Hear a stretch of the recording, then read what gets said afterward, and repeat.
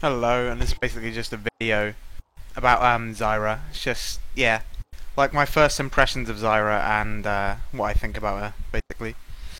So this game was only 22 minutes. I was laning against Kassadin, and I did okay. I didn't do amazing. I didn't do bad. You know, it's actually my second time playing this champion. This is in a ranked, like 2100 elo game. So my second try on her, actually have Vayne top against Udyr.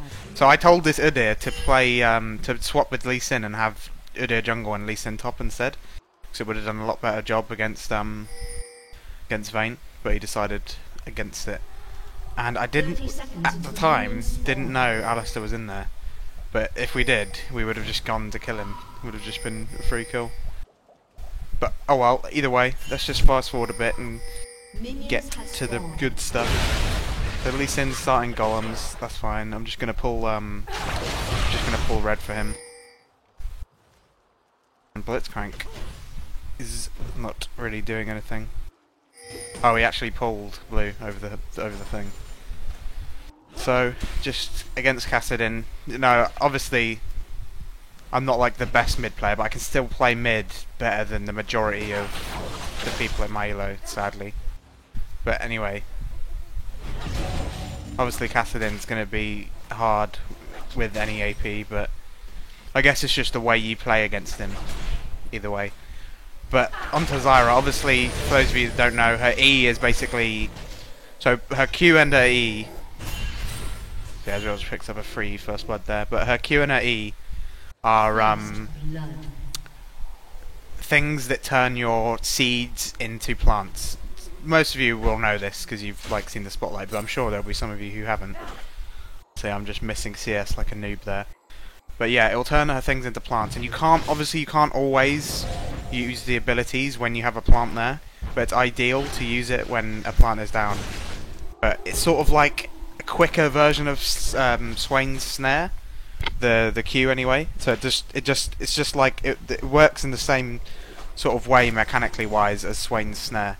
But yeah, it's not a snare, but she also has a snare as well. So that's a bit of a confusing thing for me to say. But either way, I'm sure you'll get what I mean. But you actually get something like 20% cooldown reduction with your seed passive, and that is just ridiculous to have for free. 20% cooldown reduction. So even just having a blue potion and blue buff, you hit 40% with no items spent on it. That is ridiculous. And the sort of build I think is the best. I didn't exactly go it in this game, but I think the best build for this champion is basically like a Cassiopeia build, which is like spell vamp and then Rylai's. And here I just get fucked because Udyr doesn't say anything about Vayne coming down, and obviously Vayne flashes after me there. And I just give up. But yeah, so I should have probably had some seedlings here and here. I'm not sure why I didn't take one, but they can just act as quick wards for you, so that's quite nice. But yeah, I got a little bit behind then. It just wasn't ideal to get ganked like that. But Lee Sin actually kills Alistar as red, so it's not too bad. So I'm coming back in just to farm a bit. What my Dawn's Ring. But the reason Spell Vamp is so good on her is because you can spam so much. You can spam all your abilities like a deadly amount. I'm not sure what the cooldowns actually get onto when you have cooldown reduction properly. But Alistar is actually just level 2 there, coming and trying to gank me again. See, it probably wouldn't have worked to gank me even if I was like just sitting there in mid, unaware. And we just force... No, we actually kill him. Just wait, let me go back a sec. So Lee Sin's coming in for a gank. He's got his oracles, he knows he's not being watched. Doesn't have any buffs. But I go as close as I can to Kassadin, so Lee Sin can safeguard to me, but he decides to Q anyway. And luckily I hit him with my snare there, and we just sort of burst him down before he actually, you know, can flash away. And Lee Sin just flashes after him, picks up a free kill. So that's always good. So I'm feeling good now. I'm sort of like, you know, I'm level 6 now. Kassadin's going to miss a bunch of farm here, loads of farm. Obviously it's good for Alistar, but either way, to be good for me. So, doing okay for myself. I have actually bought some wards this time so I can go and place them down so I don't get ganked by the Alistar again. But Cassian's level 6, so it's going to be a bit of a hard time for me here, but either way I should be fine. Just trying to harass him a bit, making sure he can't go near me. It's always, actually with Rylai's, why you should get Rylai's is because it makes your plants slow your enemies as well, just with their auto attacks. And Cassian's sort of wondering what to do, he's just sort of walking around. No, he's going top, and I just ping him to go back. Because, yeah, I'm not really wanting to go up there and face check that. But he's probably going to get dived by Alistar. Or not, no, Alistar's not doing anything. He's actually coming mid instead. But I can easily just root him and run away. Cassian sort of backed off.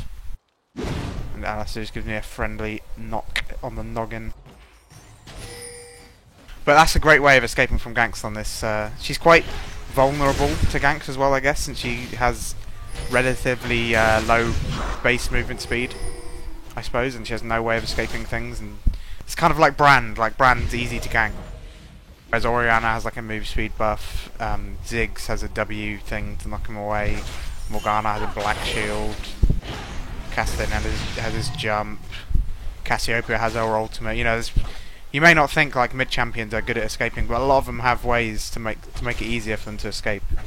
So yeah, I would suggest getting movement speed quints on Zyra. Zars is coming mid to gank me again, but my team's waiting here, sort of. But I could have stunned him then, and Blitzcrank probably could have pulled, but yeah. But we get him anyway, actually, and he can't even ult in time. That's just a free kill for me. So the E's actually deceptively long. It's longer than you'd think it should be, really. I was thinking maybe they should reduce the range on it a bit and increase the damage or something. But either way, it's a very nice ability. She's really, really Poison Ivy-esque, if that makes sense. So I'm going to pick up Blue. Blue's really good on her, because you can just reach, so I'm like 30% cooldown reduction now. So I buy Negatron now just to not get owned by Cassian. Obviously Udyr overextends like a noob and gives Cassian the kill. So I've triple Doran's Negatron. It's going to be really difficult for Cassian to kill me, and I'm probably going to be able to harass him quite a bit. But one thing I think is going to be the hardest thing about playing this champion is going to be making sure whenever you snare the person you're trying to kill that you also get the seedling down just before he gets snared, so you have the plant hitting him. And then also put another seedling down and get the Q off, and have another plant hitting him.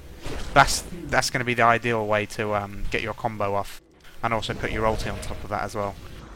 But yeah, I'm obviously far from doing something like that. I'm nowhere near an advanced Zyra player enough. But as you can see there, hold on, let me show you again. Bit slowed down. So Cassian coming up for getting a creep. You hit my E, put my Q straight on him, and that's just a big chunk of damage I do. That's like that's essentially the simplest combo you can do. If I was going to do it some other way, I'd be putting plants down where he was going to walk or something. But we're going to need to wait for someone to sort of develop a way to play Zyra like that, because I'm sure I'm missing out on her full potential. So I was considering going top here to try and gank Vayne, and it's just like, he says she has no ward, but she has. And Cassian sort of goes back to base. But I'm just going to push mid now, because why the hell not? I've got triple Dorans, you know, I've got a good amount of mana regen. Negatron, Cassian's going to find it hard to kill me with that. But I probably could have realised earlier that bottom was some free kills, and I could have gotten something then. Pretty much a waste of time. I should have stayed mid. If I can just easily run back into mid. I have actually got my Sorcerer Boots now. And my plan is to rush Abyssal. That was my plan. I'm not sure why. I didn't really know what to buy against Cassian. I didn't want to be Glass Cannon against Cassian, so I just pretty much decided to buy Abyssal based off that. So pick up a free Drake. Go back to farming mid. I'm actually ahead in farm by a little bit, so that's always good. By about 20 or something, and I'm a whole level above him. I'm doing these random things here to just just in the odd case that I'm going to hit him with E, that it also places a plant down as well.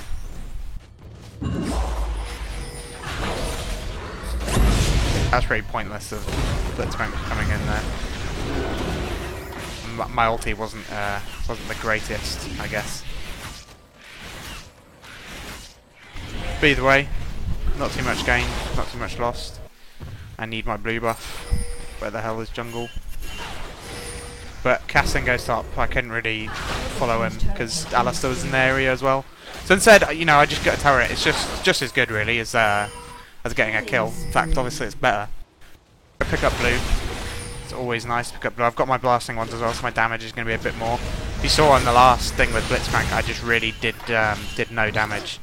But Blitz hits his hook there, and actually hit my my full combo. If I actually put the seedling down before doing that, I probably would have gotten a kill, because it would have done considerably more damage. But yeah, either way, we don't get anything out of that. And it is just sort of getting dived. And we'll see if we can get a kill. And of course Alice is just going to juke everything. Yeah, he just juked both my snare and Blitz's hook. But he might die to Lee Sin here. Yeah, Vayne sort of had a little exchange with her there, and Cassian's ganking bottom. But anyway, I'm just going to go back to pushing mid.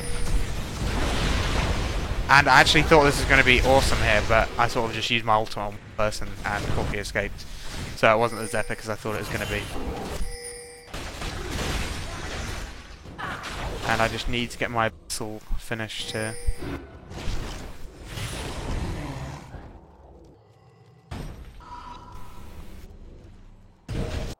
There we go, I've got my Abyssal, 2 wards. I'm in a strong position at the moment. It's going to be easy for me to kill anyone who's close to me. And my abilities aren't exactly long range, so Abyssal isn't bad on Zyra. She's really good farmer. She could be one of those mids, I think, that could be good at taking wraiths all the time. I'm just sort of spamming my team to go back while pushing mid. So I actually have fairly good cooldown reduction just without any items, so I can sort of push quite quickly. And I spot Sunna here. But nothing really comes of that. I'm not sure what is going on here. I guess Corki's just dying with no explanation. And yeah, here we're just going to pick up a free kill onto Sunna. And unfortunately, I was just not in the range to do that. And we just sort of don't really get anything. But Vayne is just completely out of position there. And Alistar and Sunna fancy their chances against 3 people, and I just sort of do my ulti onto Sunna there and yeah, just get a bunch of damage off. I really like Zyra so far, and I think people haven't learnt to play her yet with her her seeds and things like that properly. It's going to take a lot of skill to be able to use her seeds correctly, I think. That's going to be the main part of playing her. But anyway, they surrendered at this point, so yeah, that's pretty much my first thoughts on Zyra. I think I'm going to... Actually, she's probably my favourite AP at the moment, so going to have to put a bit more effort into figuring her out a little bit. But anyway, thanks for watching, guys.